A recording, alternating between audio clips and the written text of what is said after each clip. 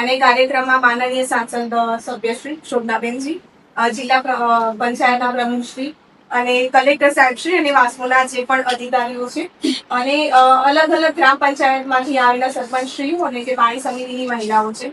તો આજે જે કાર્યક્રમ યોજાય છે તો ખરેખર એક અનોખો કાર્યક્રમ છે એવું મારી રીતે જોવા જાય, કેમ કે આવતીકાલે છે જે આંતરરાષ્ટ્રીય મહિલા દિવસ છે. તો મહિલાઓને જયારે સશક્ત કરવાની વાત આવે છે ત્યારે ફક્ત વાત ના કરવાની જગ્યાએ એક ગ્રાઉન્ડ લેવલ પર જે કામ થયું છે 2014માં જયારે સાહેબ વાત કરી રહ્યા હતા કે મુખ્યમંત્રી દ્વારા જે પાણી સમિતિ માટે યોજના શરૂ કરવામાં આવી કે દરેક ગામમાં જયારે મહિલા સરપંચ હોય તો મહિલા સરપંચના અધ્યક્ષ સ્થાને ગામની 10 મહિલાઓ સાથે પાણી સમિતિની રચના કરે અને ફક્ત ગ્રાન્ટ એવી ગ્રામ પંચાયતને મળે કે ફક્ત સમિતિ બનાવીને ના બેસી રહે, પરંતુ એ દિશામાં કામ પણ કરે. તો જે મૂલ્યાંકનના આધારે જે ગ્રાન્ટની ફાળવણી કરવામાં આવી છે તો મહિલાઓને સશક્ત કરવા તરફ એક સારું પગલું છે. તો હું તમામનો આભાર માનું છું અને આપણા જે સાંસદ સભ્ય છે એ પણ મહિલા છે, જિલ્લા પંચાયતના પ્રમુખ પણ મહિલા છે અને અમારો જે તાલુકો છે પ્રાંતિજ નગરપાલિકાના પ્રમુખ પણ મહિલા છે.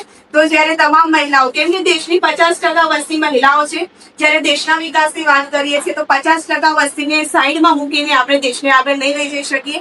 તો એ માટે આ જે પગલું છે મારા વડવા સંઘ પરથી હું તમામનો ખૂબ ખૂબ આભાર માનું છું. અને જો પાણીની સમસ્યાની રજૂઆત કરવાની હતી તો મારા ગામમાં ખાપતર છે, તો ઘરે ઘરે નળના કનેક્શન છે અને રેગ્યુલર પાણી જાય છે. અને જો કોઈ કારણસર મોટર ખરાબ પણ થઈ ગઈ હોય અમારા ગામમાં તો એને ત્વરિત તેનું ઝડપથી નિરાકરણ લાવવા માટે પ્રયત્ન કરવામાં આવે છે. અને જે ગ્રાન્ટ મળી છે તો ગ્રાન્ટનો ઉપયોગ પણ અમે જ્યારે કોઈ પણ સમસ્યા થતી હોય તો એ માટે ઉપયોગ કરવામાં આવશે. તો ગ્રાન્ટની ફાળવણી બદલ ખૂબ ખૂબ આભાર. ધન્યવાદ. રિપેર ના થાય તો એ પણ એક પાણીનો વ્યય થતો હોય છે. એટલે આ બધી મહિલાઓને ખબર હોય છે. એટલા માટે મહિલાઓની જે પાણી સમિતિ બનાવી છે એ સમિતિનો સિવાય તમારા ગામમાં જાગૃતતા આવે એવી હું અપેક્ષા રાખું છું. કારણ કે મારે પણ જયારે